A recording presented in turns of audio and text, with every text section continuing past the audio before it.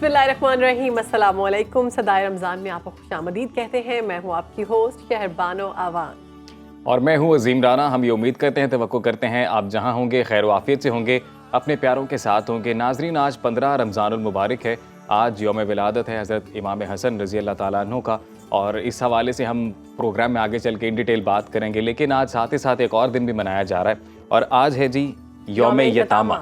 तो यौम यतामा यानी कि यतीमों का दिन। तो हमारे दीन में यतीमों की कफ़ालत और उनकी परवरिश से मुतल्लिक बहुत ज़ोर दिया गया है। इस्लाम ने जिन अमाल को बहुत वाज़े तौर पर साले अमाल करार दिया है, उनमें यतीमों और मस्कीनों की मदद को तरजीह दी गई है। इस वक्त पाकिस्तान में लाखों बच्चे हैं जो यतीम हैं, और ये तादाद बढ़ती जा रही है क्योंकि ज़लज़ले, कुदरती आफात, जंग और दहशत गर्दी जैसे जो अफरियत हैं वो यहाँ पर मौजूद हैं। तो प्यारे नबी सल्लल्लाहु अलैहि वसल्लम ने हमें ये बताया कि ये यतीम बच्चे किसी और की नहीं, मेरी और आपकी जिम्मेदारी है।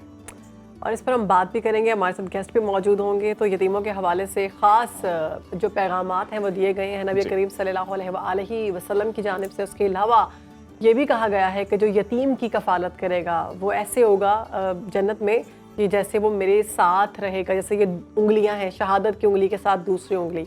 तो बहुत सारी ऐसी हदीस हैं जो यतीमों के हवाले से हैं। कुरान में शहरबानो वाज़े तौर पर पैगाम है अल्लाह ताला की तरफ से यतीमों के बारे में बिलखसूस कि अगर वो कोई भी यतीम बच्चा या बच्ची जो बालिग नहीं है और उनकी विरासत में कोई जायदाद है या उनका मालो असबाब है, तो जिनके वो ज़िम्मे हैं उनको चाहिए कि जब तक वो बालिग नहीं हो जाते वो उनके मालो असबाब की हिफाजत करें, और बालिग होने पर वो बाहिफाजत उन तक मुंतकिल किया जाए। एक और हदीस मुझे याद आई है कि अगर कोई यतीम के सर पर प्यार से या शफकत से हाथ फेरता है तो जितने बाल उसके हाथ के अंदर आएंगे उतनी ही नेकियां परवरदिगार उसे अता करेगा। तो अपने इर्द गिर्द, क्योंकि आज यौम यतामा है, तो बहुत से ऐसे लोग हैं जैसे कि अजीम ने बताया कि जिनके आफात की वजह से उनके जो वालिदैन हैं, उनके सर पर नहीं रहता, और बिल्कुल उनके साथ नहीं रहे।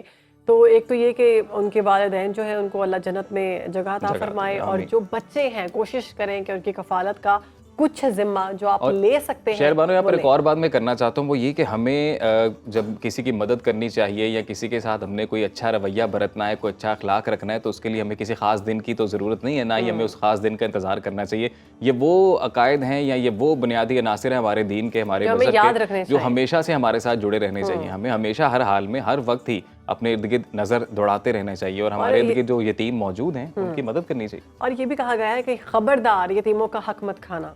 यतीमों के हक खाने के हवाले से सख्त तरीन सज़ा के बारे में भी बताया गया है। तो आप कोशिश करें कि आपके इर्द गिर्द जितने भी यतीम लोग हैं आप उनसे प्यार से, मोहब्बत से, शफकत से पेश आएँ। और एक हदीस जो मैंने पढ़ी तो मेरी आंखों में आंसू आ गए, वो ये था कि अगर कोई बच्चा यतीम आपके सामने है तो माँ बाप अपने बच्चों से प्यार ना करें उसके सामने, कि उसको उस वक्त तकलीफ महसूस होगी कि अगर मेरे माँ बाप, इतना हसास मौजू है ये हमारे दीन के एतबार से। हमारा दीन कहता है कि अगर यतीम बच्चा तुम्हारे सामने है तो अपने बच्चों को उसके सामने प्यार मत करो, कि वो महसूस करेगा कि अगर मेरा वालिद यहाँ पर होता दुनिया में तो शायद वो भी मुझसे इस तरह से प्यार करता, या फिर उनसे भी उतना ही प्यार करें जितना आप अपने बच्चों से करते हैं, ताकि उसको किसी की कमी महसूस ना हो। तो जी, ये यौम यतामा के हवाले से अपने इब्तिदाइये में हमने एक मैसेज अपने नाजरीन के लिए रखा। तो अब वक्त आ गया जी क्विज़ का। क्विज़ टाइम है, और सबको रूल्स एंड रेगुलेशंस पता हैं। टेलीफोन नंबर हमारी टीवी स्क्रीन पर है, तो अभी से कॉल मिलाना शुरू कर दें, और जिसकी कॉल पहले मिलेगी उनसे सवाल पूछा जाएगा। सही जवाब देने पर आज हम दे रहे हैं स्पार्क स्मार्टफोन्स की जानिब से स्पार्क स्मार्ट वॉच, ये है पल्स 1। तो अब इंतजार करें आपकी कॉल का। इंतजार जो है वो इस तरह से खत्म होगा कि जब आपकी कॉल आएगी सवाल पूछा जाएगा, और जवाब पर अगर सही जवाब होगा तो फिर आपको इनाम दिया जाएगा।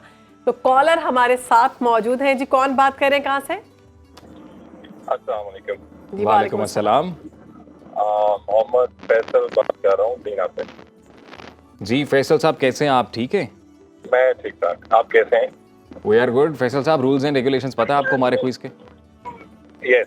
विद इन 30 सेकंड्स आपने जवाब देना है। तो सवाल मैं आपसे पूछने जा रहा हूँ, ऑप्शंस आपको बताएंगी शहरबानो, ठीक है जी? ओके। सवाल है जी, सैयदना हज़रत इमाम हसन रज़ी अल्लाह ताला अन्हु का लक़ब क्या है? तो आपके ऑप्शंस ये हैं फैसल, अल मुर्तज़ा, अल मुस्तफ़ा, अल मुज्तबा या अल हादी। जवाब है अल मुज्तबा। तो आपका जवाब बिल्कुल दुरुस्त होता है। बिल्कुल दुरुस्त आपने जवाब दिया है। आप जीत चुके हैं जी स्पार्क्स की स्मार्ट वॉच। कंग्रेचुलेशंस। और हमारी टीम आपके साथ कांटेक्ट में है, अपना मेलिंग एड्रेस दे दीजिए ताकि ये तोहफ़ा बर वक्त आप तक पहुँचे। तो इसी तरह से वो तमाम नाजरीन जो हमारी ये सदाए रमज़ान ट्रांसमिशन देख रहे हैं वो पार्टिसिपेट कर सकते हैं इस क्विज़ में, और लाखों इनाम लेकर आया जी पूरे रमज़ान में आपके लिए स्पार्क स्मार्टफोन। तो हम आपको हर क्विज़ पे मोबाइल फ़ोन, स्मार्टफोन या फिर ये स्मार्ट वॉच देंगे। तो आप भी इसका हिस्सा हो सकते हैं। अब 14 रमज़ान रह गए या 15, ये तो किस्मत ही बताएगी। तो एक छोटी सी ब्रेक ले रहे हैं, ब्रेक के बाद हाजिर होते हैं। सदाए रमज़ान में आपको खुश आमदीद कहते हैं। आज 15 रमज़ान अल मुबारक है। आज उनकी विलादत है जिनको सिब्ते पैगंबर कहा जाता है। आज उनकी विलादत है जो शबी रसूल सल्लल्लाहु अलैहि वसल्लम है। आज उनकी विलादत है जो कौसर की पहली शाख है। आज उनकी विलादत है जो जन्नत के नौजवानों के सरदार हैं। आज उनकी विलादत है जो इल्म हिकमत के पैकर हैं। आज नवासा रसूल सल्लल्लाहु अलैहि वसल्लम, जिगरे गोशा बतूल हज़रत इमाम हसन अलैहिस्सलाम की विलादत का दिन है। हमारी तरफ से और हमारी पूरी टीम और सुनो न्यूज़ की जानिब से जहाँ जहाँ हमें देखा जा रहा है, हमें सुना जा रहा है, वहाँ पर इमाम हसन अलैहिस्सलाम की विलादत बासादत आप सबको बहुत बहुत मुबारक हो। इसी सेगमेंट पर आज हम बात करेंगे। जी बिल्कुल, आपके फ़ज़ाइल और मुनाकिब का आज हम जिक्र करते हैं। हमारे साथ मौजूद हैं सीरियस स्कॉलर डॉक्टर तारिक शरीफजादा साहब। डॉक्टर साहब बहुत बहुत खुश आमदीद सर आपको सदाए रमज़ान में। कैसे हैं आप? बहुत शुक्रिया, अल्लाह का बड़ा एहसान, अल्हम्दुलिल्लाह। आज इमाम हसन का यौम विलादत है, तो हम चाहते हैं इस हवाले से आप रोशनी डालें उनकी ज़िंदगी पर। बिस्म रब्बि मोहम्मद करीम अलैहिस्सलातु तस्लीम। सबसे पहले तो यादावरी का शुक्रिया, और मेरी जानिब से भी आपके सारे सामीन और नाजरीन को हदिया तबरीक मुबारकबाद हज़रत इमाम हसन अलैहिस्सलाम की यौम विलादत की निस्बत और तनाजुर से। हज़रत इमाम हसन आज का वो अज़ीमुश्शान दिन है कि हिजरत के तीसरे साल खानवादा रिसालत माब सल्लल्लाहु अलैहि वसल्लम में हज़रत इमाम हसन सूरह कौसर की पहली तफसीर बनकर गोया तशरीफ़ लाए, और आका करीम सल्लल्लाहु अलैहि वसल्लम की राहत जान बने, आपकी दिल और जान को ठंडक और करार का ज़रिया बने। दुनिया भर के इंसानों की तारीख़ इस बात पर गवाह है कि हर ज़माने में जो औलाद से आपको राहत मैसर आ सकती है, वो शायद ही दुनिया की कोई और नेमत आपको वैसी राहत दे सकती है। और औलाद में भी फिर बेटों का मामला बड़ा एक हसास नौयत का है, और अरबों की तारीख़ तो इससे भरी पड़ी है। बल्कि मुझे इजाज़त दें कि मैं ये लफ्ज़ इस्तेमाल करूँ कि अटी पड़ी है इस बात से कि उनके यहाँ बेटों को ही असल में औलाद तस्वुर किया जाता था, बेटियों को तो वो एक बोझ और इजाफी चीज़ समझते थे। मेरे करीम आका सल्लल्लाहु अलैहि वसल्लम ने अपनी शहज़ादी हज़रत फ़ातिमा ज़हरा सलामुल्लाह अलैहा के साथ जिस तरह की वालिहाना मोहब्बत करके बेटियों का इकराम किया, लेकिन उसी दौर के अंदर हम देखते हैं कि सरकार दो आलम के पै दर पै शहजादगान जो हैं वो पैदा भी हुए और फिर दुनिया से तशरीफ़ भी ले गए। उस पर अहले मक्का जो थे वो सरकार दो आलम को बहुत तान व तशनी का निशाना बनाते और कहते कि जी अगर आप अल्लाह के इतने बरगुज़ीदा और प्यारे हैं तो अपने रब से कहिए कि वो आपको बेटे की नेमत अता करे, और आपको लावल्द रह जाने की एक गोया जो है ना वो एक ताना दिया करते हैं। रसूलुल्लाह सल्लल्लाहु अलैहि वसल्लम के कल्बे अतर पर ये चीज़ बड़ी गिरां गुजरती है, और अल्लाह ने अपने महबूब सल्लल्लाहु अलैहि वसल्लम की तशफ़ी के लिए सूरह कौसर को नाजिल फरमाया और कहा कि हम आपको हर तरह के खैर में कसरत अता करेंगे। अब हर तरह के खैर में कसरत का मतलब खैर में बाकी सारी नेमतों के साथ साथ ज़ाहिरा औलाद भी आती है और नरीना औलाद भी आती है। तो गोया सरकार दो आलम के कल्बे अतर पर एक करार जो है वो उसका नुज़ूल होना शुरू हुआ, सुकैनत नाजिल होना शुरू हुई कि अल्लाह ने वादा कर लिया अपने कलाम हकीम के अंदर कि आपको हर खैर में कसरत मिलेगी, यानी आपको आपकी औलाद का जो खैर है उसके अंदर भी कसरत के साथ नवाजा जाएगा। ज़माना गुजरता रहा, मक्के से सरकार दो आलम मदीना तशरीफ़ ले आया, और फिर 3 बरस के बाद 3 हिजरी में 15 रमज़ान मुबारक का वो अज़ीमुश्शान खुशगवार दिन तुलू हुआ, जिस दिन आका करीम सल्लल्लाहु अलैहि वसल्लम की समातों तक ये खुशखबरी पहुँची। उम्मे फ़ज़ल ने सरकार दो आलम सल्लल्लाहु अलैहि वसल्लम को ये बात आके बताई कि आपकी शहज़ादी के काशाना नूर पर पहले बेटे की विलादत हुई है। रसूल रहमत सल्लल्लाहु अलैहि वसल्लम आपके काशाना नूर पर तशरीफ़ लाए, अपने शहज़ादे को उठाया, मुस्कुराते हुए उसे देखा और उस आपके दाएं का आपके माथे पर बोसा दिया, और फिर आपके दाएं कान में आज़ान और बाएं कान में अकामत कही, और उसके फ़ौरन बाद अपनी ज़ुबान मुबारक जो है वो उससे आपको गुड़ती अता की। और फिर अरबों क्या एक बड़ी दिलचस्प बात है, सरकार दो आलम सल्लल्लाहु अलैहि वसल्लम हमने इनको अपनी औलाद करार दिया, अपने बेटे करार दिया, और फरमाया कि दुनिया भर के जितने लोग हैं उनकी औलाद उनकी बेटों से चलती है, मेरी औलाद जो है वो मेरी बेटी से चलेगी। और हुज़ूर ने फिर एक और हदीस के अंदर जहाँ हज़रत फ़ातिमा ज़हरा का जिक्र किया, वहाँ हुज़ूर ने ये भी फरमाया कि अल्लाह ने मेरी औलाद के लिए हसन और हुसैन का इंतखाब किया है। यानी इनकी जो औलाद होगी वो सारी मेरी औलाद कहलाएगी। तो ये कितना अजीम शान शर्फ है। हज़रत इमाम हसन जो, अब आप ये देखें कि अरबों के यहाँ राइज ये था कि जब कोई बच्चा पैदा होता तो उसका बाप या उसका दादा उसका अकीका किया करता, लेकिन सरकार दो आलम को हज़रत इमाम हसन के साथ ऐसी वालिहाना मोहब्बत, ऐसा आपका कुर्ब और शर्फ कि सरकार दो आलम सल्लल्लाहु अलैहि वसल्लम ने आपके अकीके की दावत का ऐलान अपनी तरफ से अपनी मेज़बानी में करवाया, और ख़ुद 2 जानवर जो हैं वो आपकी विलादत की खुशी में जो दावत होती है जिसे अकीका कहते हैं, उसमें 2 जानवर ज़बह किए, आपके सरे अक़दस के जो बाल थे उनको मुंडवाया, और पहली मरतबा ये राइज हुई बात के जो बाल थे उनके हम वज़न चांदी को आपने सदका करवाया। हमारे यहाँ, मैं अपने सामीन और नाज़रीन की तवज्जो के लिए चाहूँगा कि हमारे यहाँ अमूमी तौर पर बच्चों की पैदाइश पे हम अकीके का एहतमाम तो बड़े ज़ौक़ शौक़ से करते हैं, लेकिन सर से बालों के उतरवाने के बाद उन बालों के हम वज़न जो सदका किया जाता है वो उसकी तरफ तवज्जो ज़रा कम होती है। सरकार दो आलम सल्लल्लाहु अलैहि वसल्लम ने अपने दोनों शहज़ादगान की निस्बत और ताल्लुक़ से इसका एहतमाम फरमाया, और ख़ुद वो काम गोया कि जो बाप ने या दादा ने करना था वो रसूलुल्लाह सल्लल्लाहु अलैहि वसल्लम ने अपनी ओनरशिप में, अपनी मेज़बानी में वो दोनों काम करवाए, अपनी निगरानी में वो दोनों काम करवाए। और फिर जब 7 दिन गुजर गए और अकीका हुआ तो अकीके की दावत के बाद सरकार दो आलम सल्लल्लाहु अलैहि वसल्लम ने अपने सारे अहबाब के सामने हज़रत अली करबलाहुल वजह करीम को मुखातिब करके फरमाया कि आपने शहज़ादे का कोई नाम सोचा है? तो हज़रत अली करबलाहुल वजह करीम ने फरमाया कि मेरे दिल में ख्वाहिश ये थी कि अगर मैंने इसका नाम रखना है तो मैं हर्ब इसका नाम रखता, लेकिन मैंने नाम इसलिए नहीं रखा कि मैं आका करीम आपसे कैसे सबकत ले जा सकता हूँ। यानी औलाद अल्लाह ने ज़ाहिरी तौर पर इसको वजूद मेरी वजूद से बख्शा है, लेकिन मानवी तौर पर ये आपकी औलाद है, इसलिए आपका हक फायक है, आपका हक गालिब है। इसलिए बाप का वो जो खुशगवार फरीज़ा है नाम रखने वाला, ये भी आपको, आपके ज़िम्मे है, आपके ज़िम्मे करम पे है, आपने ही नाम रखना है। मैं आपसे कैसे सबकत ले जाता और मैं इसको उस नाम से पुकारना शुरू कर देता। रसूल रहमत ने जब ये बात सुनी ना तो सरकार दो आलम के चेहरे अक़दस के ऊपर जो है फ़र्द के आसार पैदा हुए। हुज़ूर ने कहा, ए अली, जैसे तुम मुझसे सबकत नहीं ले जा सकते, इसी तरह मैं अल्लाह से सबकत कैसे ले जाता। कहा यानी मैं भी इसलिए इसका नाम नहीं रख रहा, जैसे तुम मेरी तरफ से नाम आने का इंतज़ार कर रहे हो, मैं इस तरह अल्लाह की तरफ से नाम आने का इंतज़ार कर रहा हूँ। और सही हदीस में ये हम तक ये बात पहुँची कि सरकार दो आलम की खामोशी के बाद कुछ देर हुजूर के तवक्कुफ़ के बाद हुजूर ने असहाब को मुखातिब किया और कहा, अभी जिब्राइल मेरे पास आए और अल्लाह ने कहा कि मैंने आपके शहज़ादगान के लिए 2 नाम जो है वो आलम ज़ाहिर से जो है वो महव करके रखे हुए थे, छुपा के रखे हुए थे। उनमें से जो पहला नाम है वो अपने शहज़ादे का नाम रखें। अल्लाह ये पसंद फरमा रहा है कि आप अपने शहज़ादे का नाम हसन रखें। सुभान अल्लाह, माशाअल्लाह। और हज़रत अनस बिन मालिक रज़ी अल्लाह तआला अन्हु से ये हम तक बात पहुँची। वो कहते हैं कि सरकार दो आलम सल्लल्लाहु अलैहि वसल्लम का मैंने ज़माना पाया, 9 बरस की उम्र में हुजूर की ज़िंदगी में आया, 10 बरस तक हुजूर की खिदमत में रहा। हुजूर से बेशुमार मिलने वाले हुजूर के सारे कम व बेश कराबतदारों से मुझे शर्फ़ नियाज़ हासिल रहा, लेकिन कहते हैं कि मैंने जितना हज़रत इमाम हसन को हुजूर का हम शक्ल पाया, उनसे बढ़कर किसी शख्स को शक्ल में भी और अखलाक में भी सरकार दो आलम के करीब तर नहीं पाया। तो इससे अंदाजा होता है जी, इसीलिए आपको शबीह पैगंबर कहते हैं। और आका करीम सल्लल्लाहु अलैहि वसल्लम ने तो ऐसी वालिहाना आपकी इज़्ज़त अफजाई फरमाई, बेशुमार अहादीस हैं जो मामूल में हमारे हाफ़ज़े का और मुकालमे का हिस्सा रहती हैं। आज मैं तिबरानी शरीफ की एक हदीस जो है वो आपके सामीन और नाज़रीन की नज़र करना चाहता हूँ, जहाँ तक ये पहुँचेगी इंशाअल्लाह उन समातों से नूर आपके दिलों तक और आपके दिलों से आपके कैफियात को जो है वो मुअत्तर करता हुआ आपकी ज़िंदगी का हिस्सा बनेगा।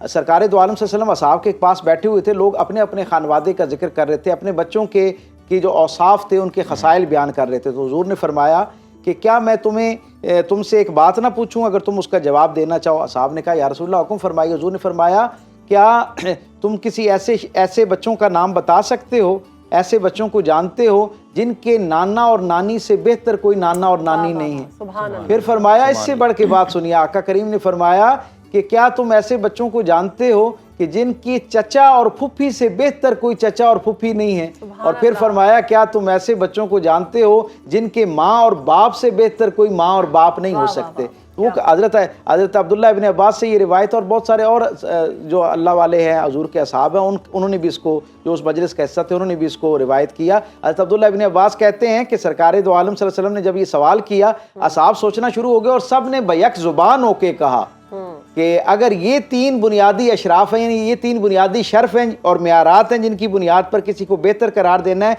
तो फिर हज़रत इमाम हसन और हज़रत इमाम हुसैन से कोई भी नहीं बेहतर कोई कौन हो सकता है कि जिसके नाना और नानी सरकार दो आलम और मोहसिना इस्लाम सईदा खतीजतुल कुबरा जैसे हों। और वालदैन जो हैं वो हज़रत फातिमा तो ज़हरा सलामुल्लाह अलैहा और जनाब अली करमुल्लाह वजह करीम जैसी हस्ती हैं, उनसे बेहतर शर्फ में कौन हो सकता है। तो हर निस्बत से, हर ताल्लुक से जो है आपका सरकार दो आलम के साथ कुर्ब रहा। रसूल रहमत ने मुतद्दिद मरतबा, ये हदीस हमने सुन रखी है और ये हदीस कई तुरुक से हम तक है और कई मरतबा ऐसा हुआ, ये एक मरतबा नहीं हुआ, कई मरतबा हुआ कि हुजूर नमाज की हालत में और वो हुजूर के ऊपर जो है वो आ जाते हैं और बैठ जाते हैं और हुजूर अपना सजदा तवील कर लेते हैं। सुभान अल्लाह। डॉक्टर साहब, आ चुके एक और हमारा टॉपिक है, उस पर अपने बात करनी है, वो ये है कि यतीमों के हवाले से। तो हमारा अगर हम बात करें कुरान और सुन्नत की, तो यौम यतामा आज हम क्योंकि मना तो रहे हैं, लेकिन ज़बानी कलामी ऐसी कौन सी चीज़ें हैं जो कि अहकामात कहे गए हैं कि यतीमों के हवाले से? माहिरीन समाजियात और तारीख़ के जो शगफ रखने वाले लोग हैं, जब किसी भी मुआशरे के बारे में राय बनाते हैं कि वो मुआशरा कैसा था,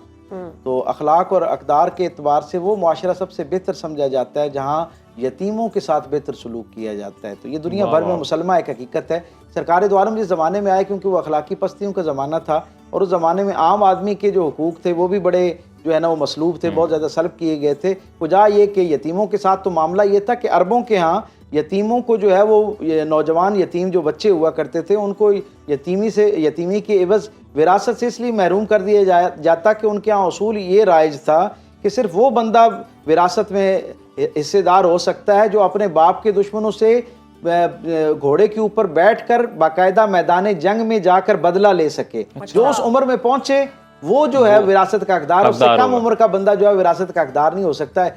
आप समझ सकते हैं कि कितनी बड़ी तादाद में लोगों की अख्तलफी होती है जिनके वालिदैन दुनिया से चले जाते हैं, वो जो मासूम बच्चे रह जाते।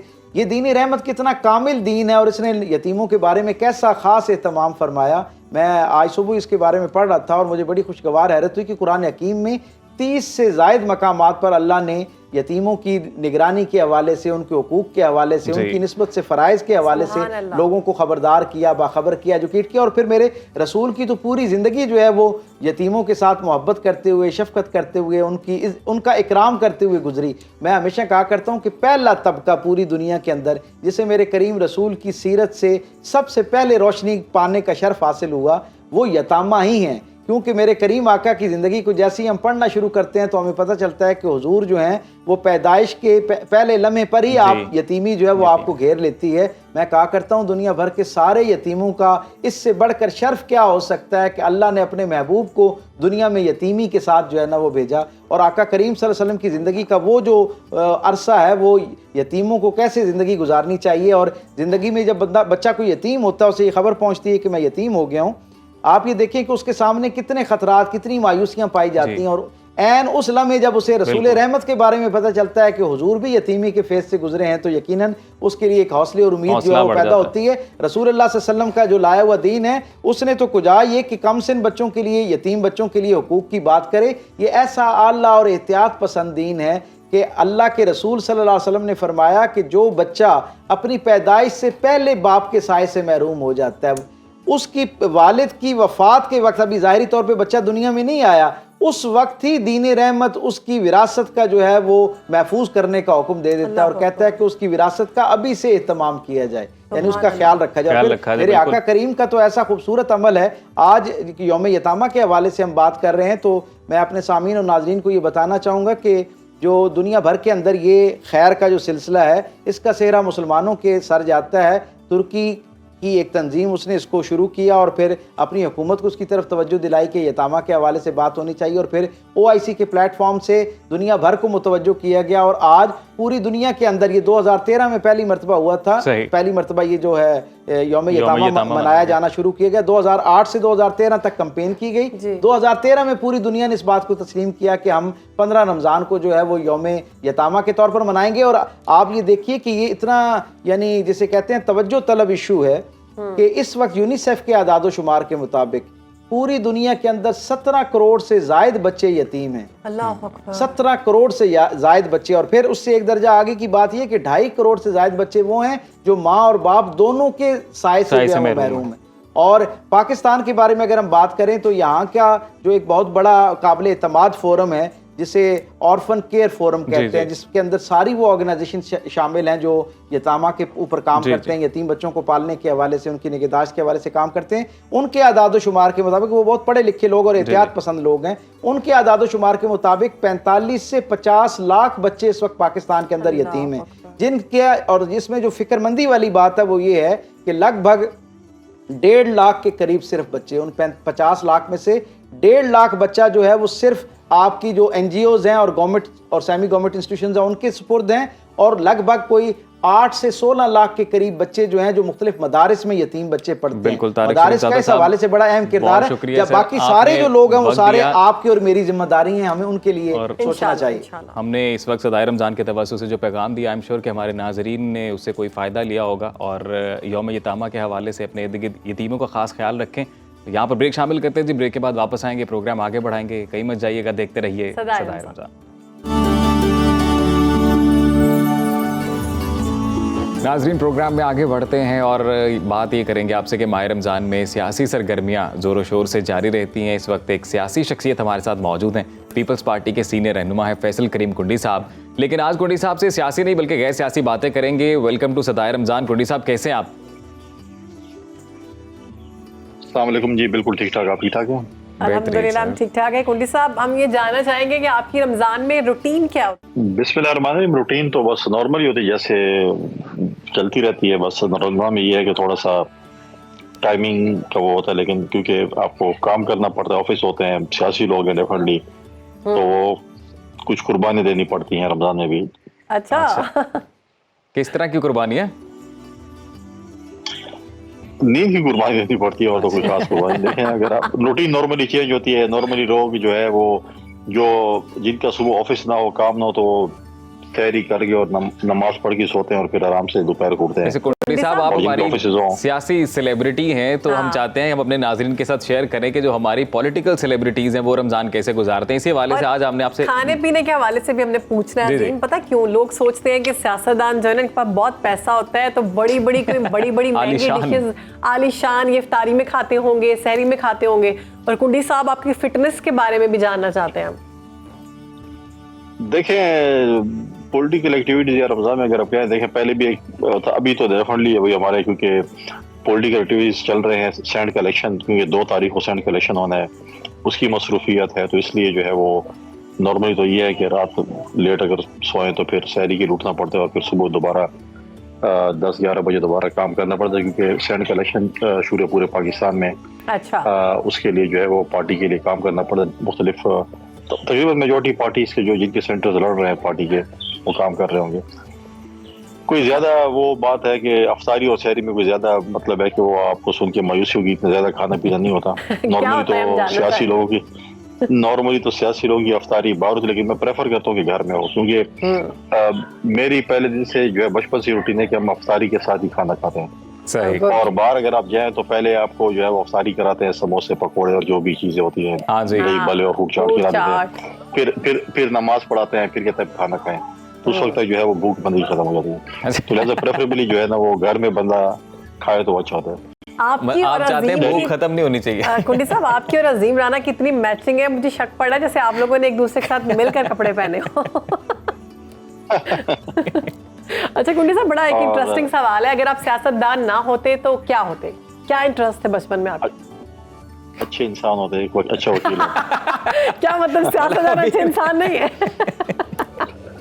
नहीं, मतलब है कि मैं, क्योंकि मेरा लॉ प्रोफेशन, तो मैं वकील होता, पत्नी अच्छा होता या बुरा होता वो तो और बात है।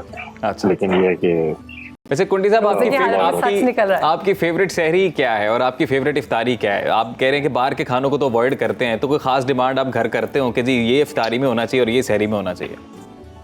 देखिए, सहरी में तो मैं टोटली सिर्फ एक बाउल का जो है ना फ्रूट चाट और 4-5 खजूरें खाता हूँ, दैट्स इट। अच्छा, फ्रूट चाट खाते हैं? फ्रूट चाट तो एपेटाइजर है। और दूसरा ये है कि बस ये इसी पे मेरा अपना पॉइंट व्यू है कि जितने मतलब कम खाए सहरी में, उतना बंदा अच्छा मतलब एक दिन गुजार सकता है। और अफ्तारी में हमारे एक डिश है, हमारी लोकल डिश बनती है डी खान में, जिसका नाम सोबत है।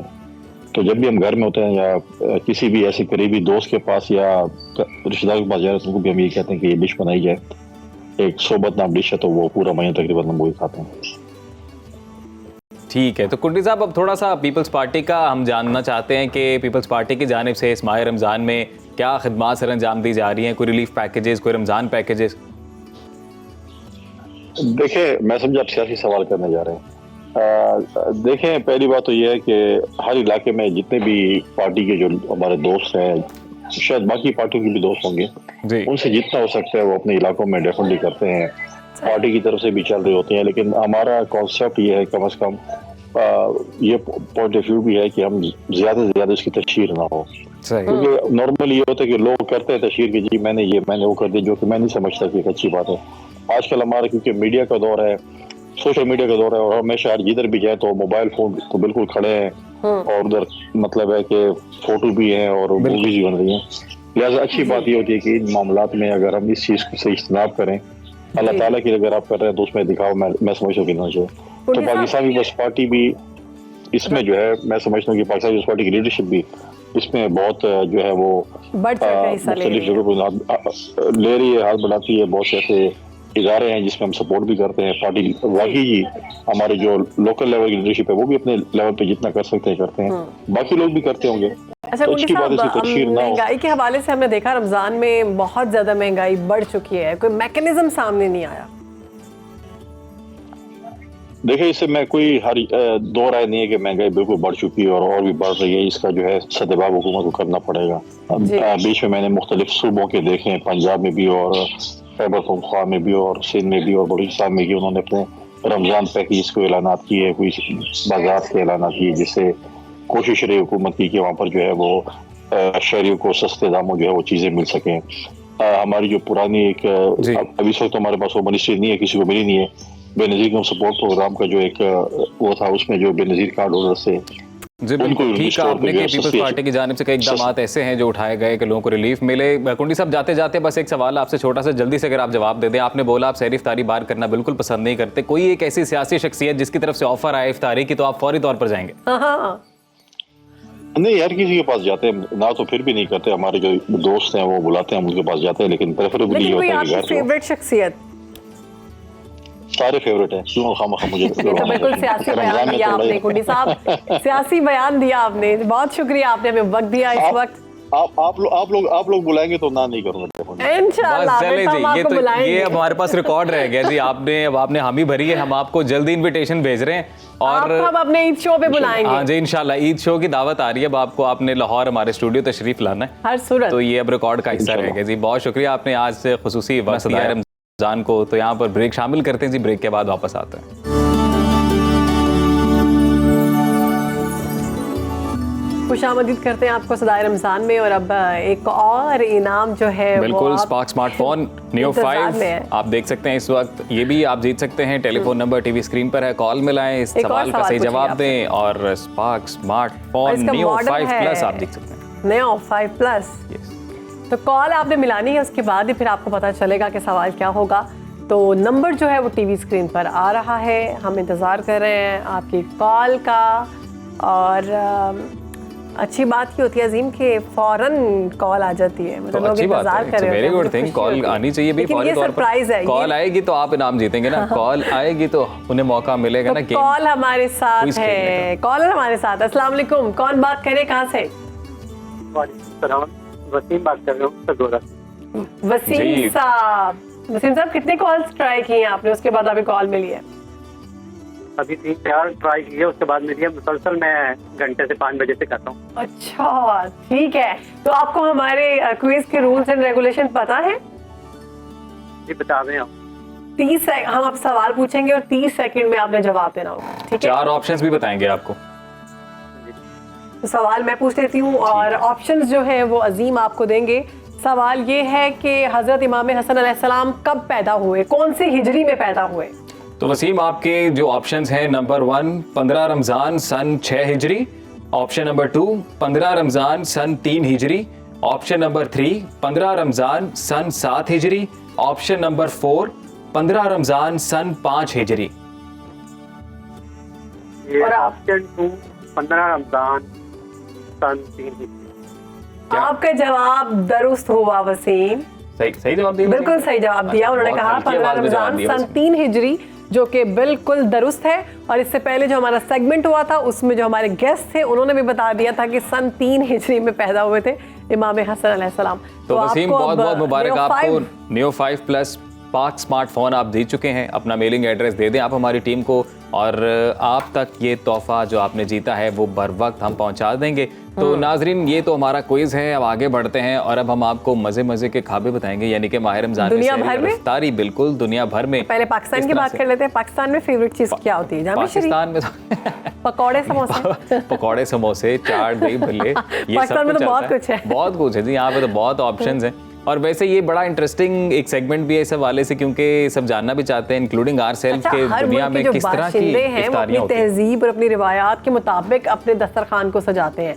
तो रमज़ान मुबारक में किन ममालिक में इफ्तार में क्या क्या पसंद किया जाता है, तो इसको हम सबसे पहले बताते हैं कि मिस्र में क्या पसंद किया जाता है। मिस्र में है जी महशी वर्कल अनब। अच्छा। ये एक डिश का नाम है। और ये बनाई कैसे जाती है? ये बनाई जाती है इस तरह से कि ये अंगूर की बेल के पत्ते होते हैं, इन पत्तों के अंदर चावल, गोश्त और मसालों को भरा जाता है। टेलीविजन स्क्रीन पर भी देख सकते हैं आप, छोटे छोटे इसके फिर पैकेट बनाए जाते हैं और ये इफ्तार में गरम गरम पेश किए जाते हैं। बड़ा मुश्किल नाम है। अब हम बात करेंगे इराक की, तो इराक की जो डिश है वो क्या है?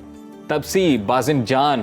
तबसी बाजिनजान आप देख सकते हैं टीवी स्क्रीन पर। बिल्कुल, इसके बगैर इफ्तारी अधूरी है जी वहाँ पर। और बैंगन की डिश होती है, जाता है, कोफ्ते इसके बनाए जाते हैं, टमाटर, प्याज, लहसुन से तले हुए टुकड़ों से ये बनती है और आलू के टुकड़ों से जो है इसको ढांप कर जो है वो बनाया जाता है। एक तय लगा के ना इसको कवर कर दिया जाता है आलू के टुकड़ों से। हाँ जी, ये इराकी डिश है। ये शहरबानो हम अपनी टेलीविजन स्क्रीन पर दिखा भी रहे हैं।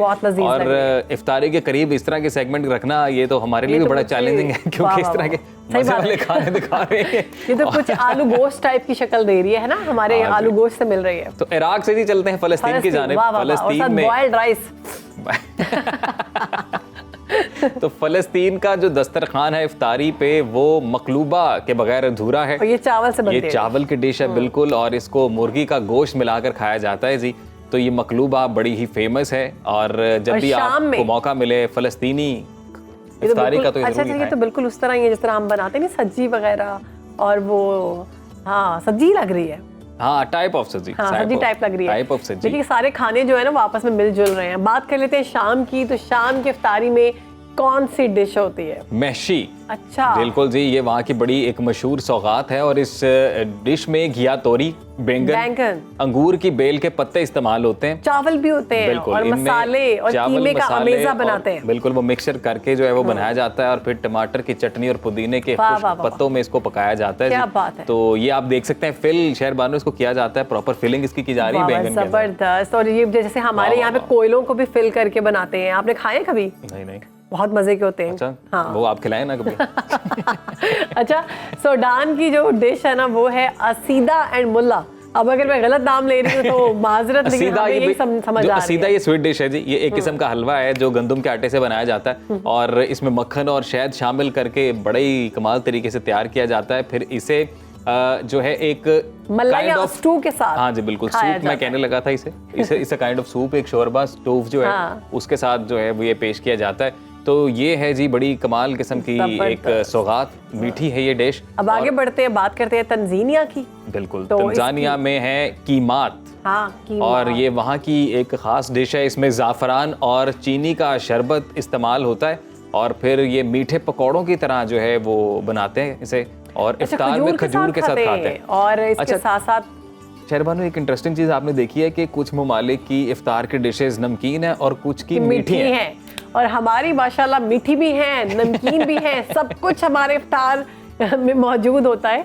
और हम पहले कोशिश करते हैं कि हम जामे शीरी या कोई भी और शरबत है उसको पिए, कोई भी लाल पीला कोई भी शरबत ले आए। इस टाइप की तो सौगातें नहीं ना मिलती हैं। हाँ, वो ये बात है, ये हम दिखाई इस वजह से रहे हैं कि लेकिन पता नहीं अजीम हमें शायद इनका टेस्ट पसंद आए भी या ना आए, टेस्ट बर्ड्स की बात है। जो इसमें इंग्रेडिएंट्स ऐड हो रहे हैं वो तो वही हैं जो यहाँ पे भी सारे शामिल किए जाते हैं। बस ये तो मुझे ऐसा लग रहा है जैसे केक बनाया जा रहा है, तो केक के पहले वो पूरा प्रॉपर इस तरह से किया जाता है। मुत्तहदा अरब इमारात की बात कर लेते हैं, तो वहाँ पर जो फेवरेट डिश बनाई जाती है तरीद कहते हैं जी इसे। बिल्कुल, और ये कमाराती डिश है और ये रोटी के टुकड़ों और शोरबे से तैयार की जाती है। ये तो बड़ी मजे की होती है, तो मुझे लगता है मैंने खाई हुई है। अच्छा जी, इसमें गोश्त, यखनी, मसाला, गाजर, आलू भी शामिल किए जाते हैं। और वैसे एक यहाँ पे हमारे जो हमारे ट्राइबल एरियाज हैं या जो हमारे क्या कहते हैं बलूचिस्तान वाली साइड है या जो केपी वाली साइड है, पता नहीं उसको क्या कहते हैं, लेकिन उसको हाँ, वो एक और उसको फिर बड़ा सा ट्रे होता है, उसमें शोरबा होता है, रोटी के टुकड़े होते हैं और चिकन या बीफ या मटन के पीसेस होते हैं, बस अब आगे बढ़ते हैं, यमन की बात करते हैं। तो यमन की जो डिश है उसका नाम है फता। तो ये फता जो है इफ्तार के टाइम की ख़ास डिश है, घर की बनी हुई है। ये पीटा ब्रेड से इसमें इस्तेमाल होती है, गर्म दूध इस्तेमाल होता है, खालिस मक्खन इस्तेमाल होता है, शहद इस्तेमाल होता है। ये तो स्वीट डिश टाइप लग रही है। आप वो देख भी सकते हैं वैसे हम टेलीविजन स्क्रीन पे। अच्छा, दिखने में लग रहा है पास्ता। बोलने में मुंह पानी नहीं आ रहा। दिखने में ही पास्ता लग रहा है, अफ्तार का वक्त करीब है और हमें इतने बड़े इम्तिहान में डाल दिया आपने प्रोड्यूसर साहब। और इतनी ज़बरदस्त डिशेस जो हैं वो हमने कोशिश की है कि नई नई जो डिशेज है ना वो मुतारिफ करवाई जाए हमारे देखने वालों को कि पूरी दुनिया में किस तरह से ये बनाई जाती है। फिर हम अपने प्रोड्यूसर साहब को ये भी दरखास्त करते हैं ना कि रोजाना के बुनियाद पर ऐसा नहीं, ऐसा इफ्तार तो चाहिए लेकिन किसी एक आधे डिश और उसको पकाने का तरीका पूरा फिर हम शामिल करें ना साथ, ताकि जो देखने वाले हैं वो उसे प्रॉपर बनाने का तरीका तो फिर सीख लें। वैसे हमने ये इन्फॉर्मेशन का इजाफा तो किया अपने नाजरीन की कि जब भी आपका अल्लाह की तरफ से कोई ऐसा मौका मिले आपको कि आप इन ममालिक की सैर को जाएं और माह रमजान में अगर बिलखसूस जाएं तो इन डिशेस को खाना मत भूलिएगा आप इफ्तार के टाइम। चलिए जी आगे बढ़ते हैं और अब जिक्र करते हैं मुस्तफ़ा सल्लल्लाहु अलैहि वसल्लम का, आकाए दो जहां, सरवर कायनात, रहमतुल आलमीन, रसूल मकबूल हज़रत मोहम्मद सल्लल्लाहु अलैहि वसल्लम की ज़ात अक़दस में गुलहाए अक़ीदत पेश करने के लिए हमारे साथ मौजूद है बसारत से महरूम नौजवान पाकिस्तानी इमर्जिंग नात ख़ां हैं। नाम है इनका मारिया कंवल और इन्हें बुलबुले पाकिस्तान के खिताब से नवाजा गया है। मारिया को सूबाई और कौमी सतह पर नात खाने में मुतअद्दिद अवार्ड्स जो हैं वो ये अपने नाम कर चुकी हैं और इस वक्त मारिया कंवल हमारे साथ मौजूद हैं। अस्सलाम वालेकुम मारिया, कैसी हैं आप? वालेकुम अस्सलाम, आई एम फाइन, अल्लाह का शुक्र। मारिया, आपको बचपन से ही शौक था नात खानी का या फिर बड़े होकर पता चला कि मेरी आवाज़ बड़ी खूबसूरत है तो मैं क्यों ना नबी करीम सल्लल्लाहु अलैहि वसल्लम की शान में गुलहाए अक़ीदत पेश करूं? एक्चुअली मुझे बचपन से ही शौक़ था और अल्हम्दुलिल्लाह मैं कुल नात पाकिस्तान मुकाबले में मैंने गोल्ड मेडल भी विन किया हुआ है अल्हम्दुलिल्लाह। अच्छा। और बचपन से ही जब मैं 6 साल की थी तब से ही पढ़ती आ रही हूँ और जब छोटी सी थी और सब ने मेरी आवाज़ को पसंद किया, मेरे पेरेंट्स ने मुझे इसमें बहुत सपोर्ट किया तो मैं पढ़ा करती थी नात। तो फिर आहिस्ता आहिस्ता से ये है कि मुझे बचपन से शौक़ था लेकिन आहिस्ता आहिस्ता से ये शौक़ बढ़ता गया और अल्हम्दुलिल्लाह क्या बात है कि मैं माशाल्लाह बहुत प्यारा। वैसे भी आप इतना स्वीट बोल रही हैं तो हम चाहेंगे कि आप हमें नात सुनाएं। नात आप ज़रूर सुनाइए। उससे पहले एक मेरा ज़ाती सवाल है, मैं आपसे ज़रूर पूछना चाहता हूँ। वो सवाल ये है कि जी आप चूँकि बिसारत से महरूम हैं तो आप एक लंबे अरसे से आका की शान बयान कर रही हैं, तो इसका कोई ज़ाती असर आप अपनी ज़ात पर देखती हैं? जी बिल्कुल। मुझे जो है ये सबसे बढ़ के मैं ये कहना चाहूँगी कि ये हुजूर का करम है कि उन्होंने इस काबिल समझा हुआ है कि हम उनकी सनाखानी करते हैं। तो यहाँ पे शायर क्या खूब कहता है कि सलामो नात मुज़फ़्फ़र यहाँ मैं पढ़ता हूँ, सलामो नात मुज़फ़्फ़र यहाँ मैं पढ़ता हूँ, कबूलियत की हरम से सनत पहुँचती है। माशाल्लाह। तो मारिया प्लीज़ हम आपसे सुनना चाहेंगे। सल्लल्लाहु अलैका या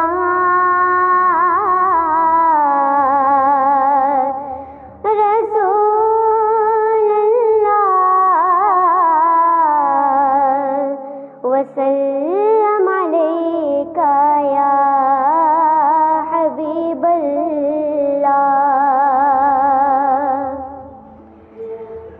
मैं के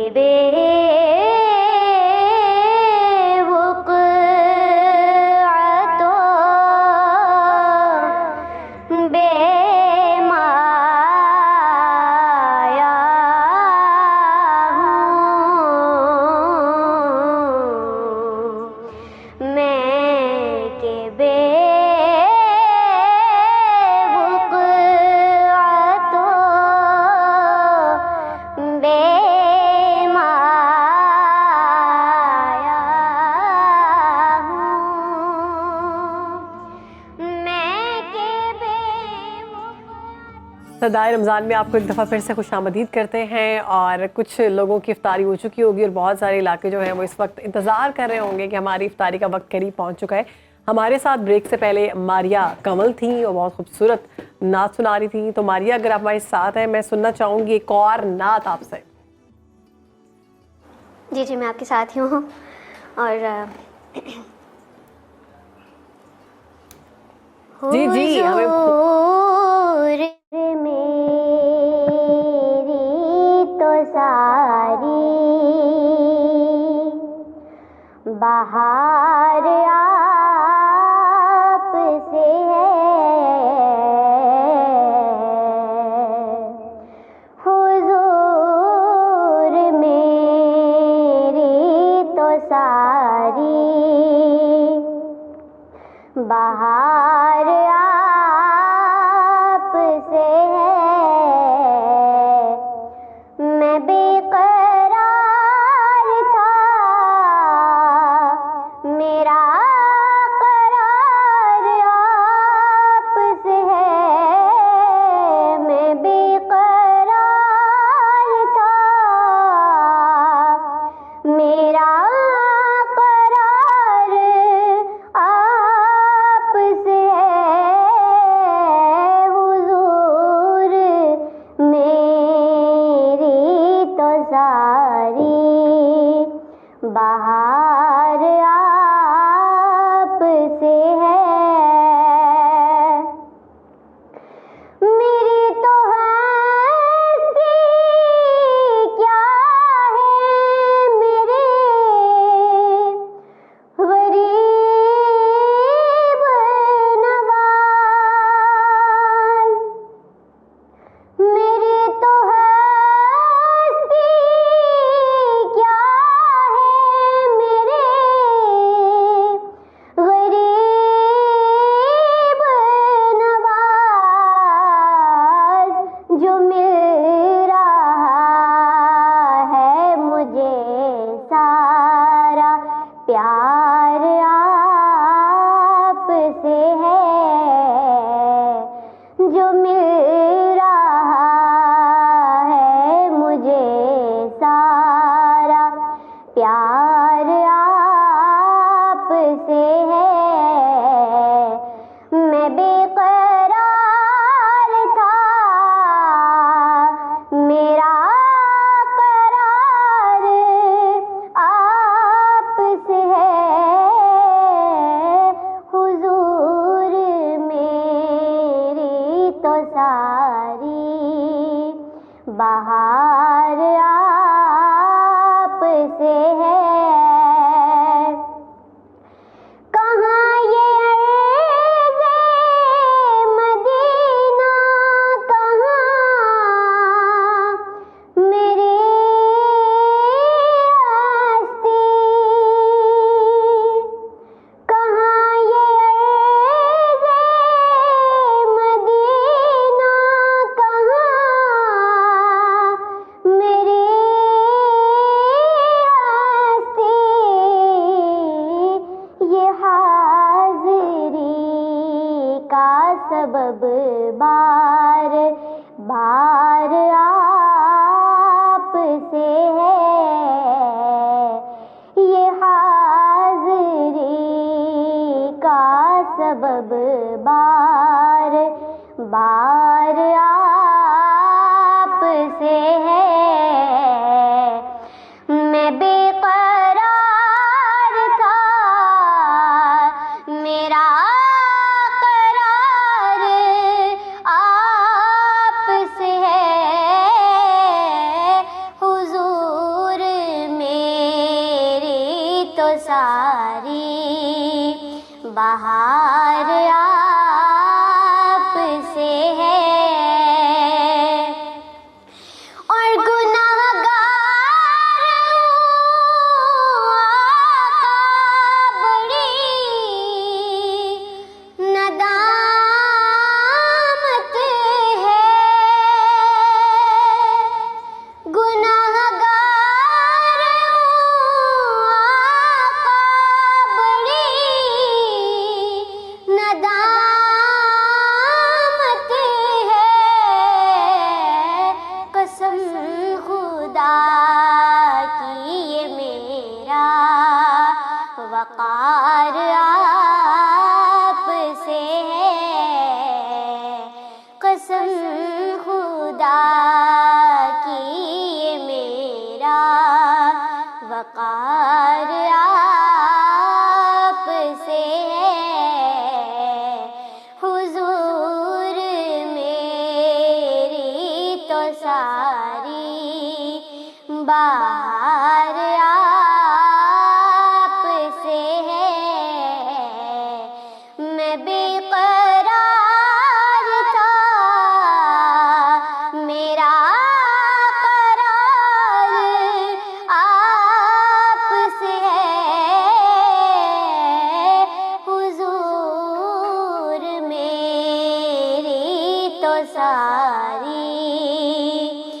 बाहर आपसे है।